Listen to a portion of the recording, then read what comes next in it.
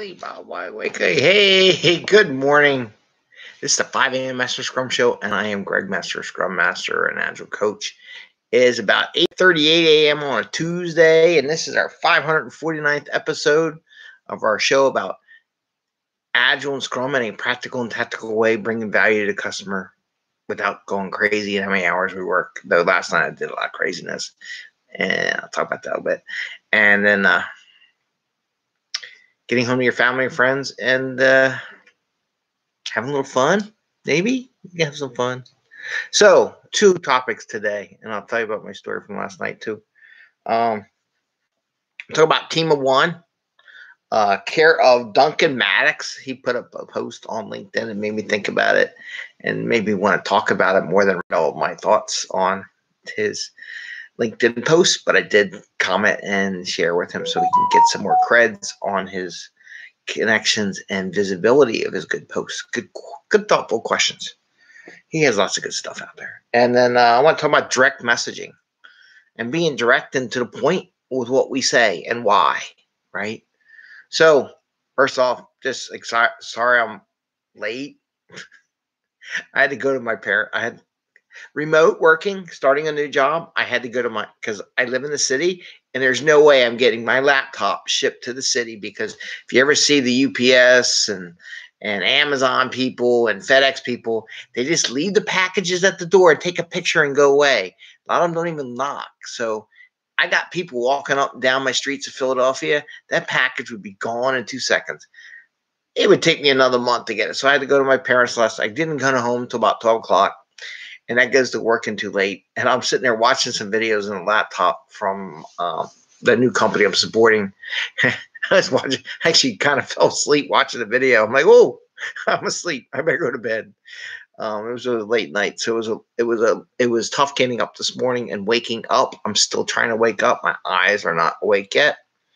So we're getting there. And I have to get ready for work soon, which is a good thing. A new adventure, a new thing, man. It's going to be a wild ride. And I don't know how much I will share what I can and my thoughts and stuff that's more generic to what I've done in the past and not necessarily with what I'm doing now.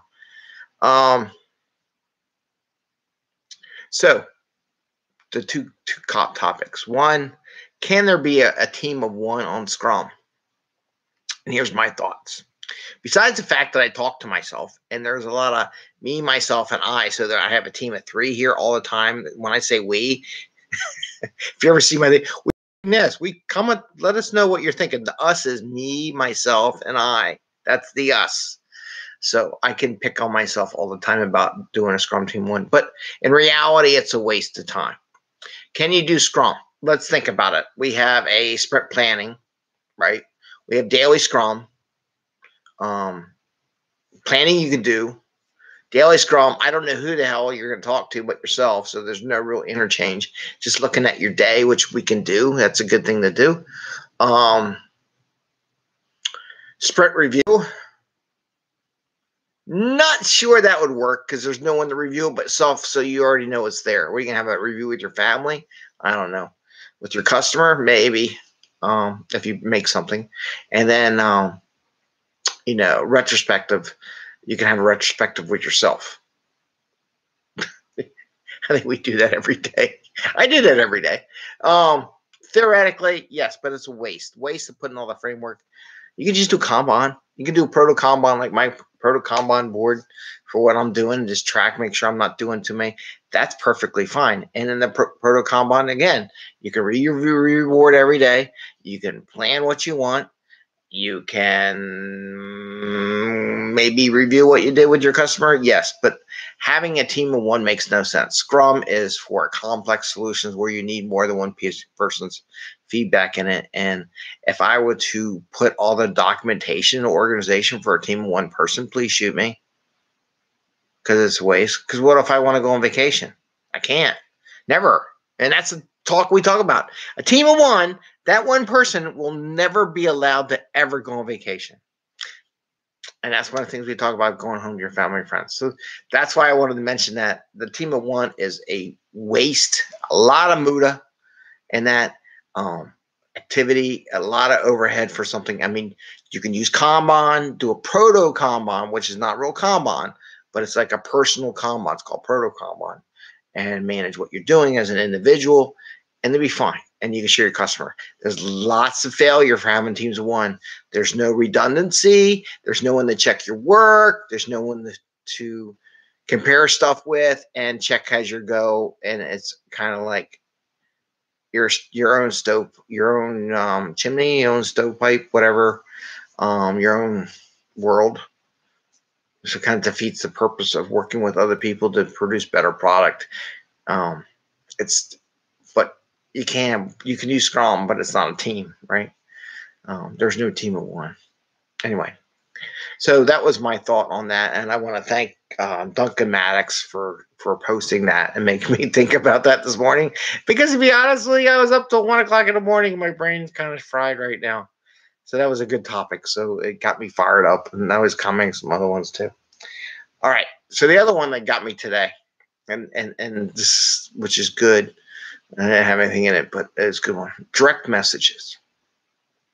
We talk about doing the elevator speech.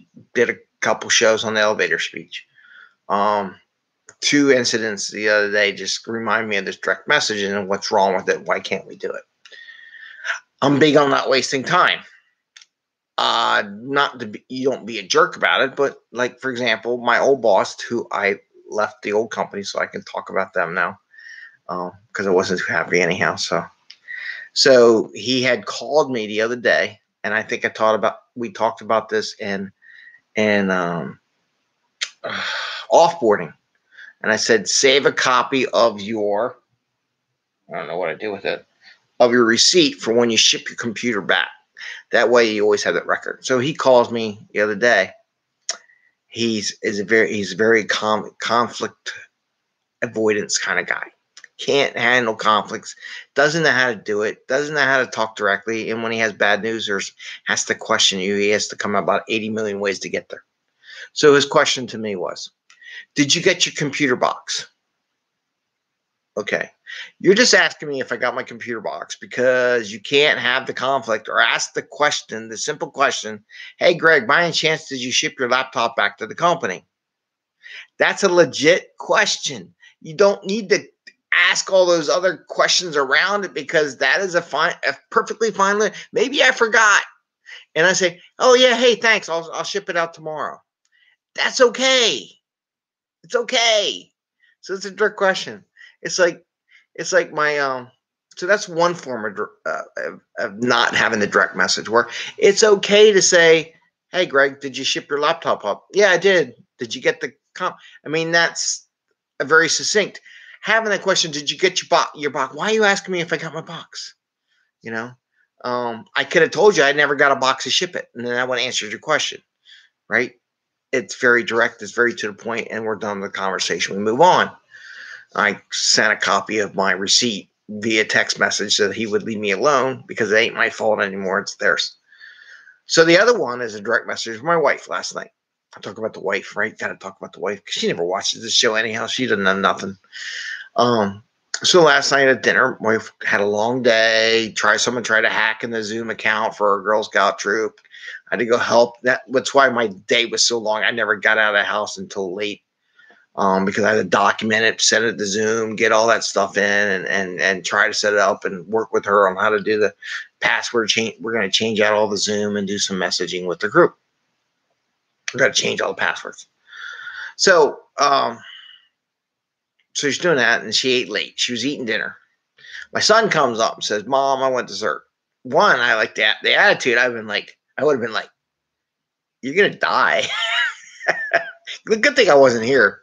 But she went into this whole conversation about how she had her day was long and it's class. Day was long is great. Kids like a kid, right? They don't know all that stuff.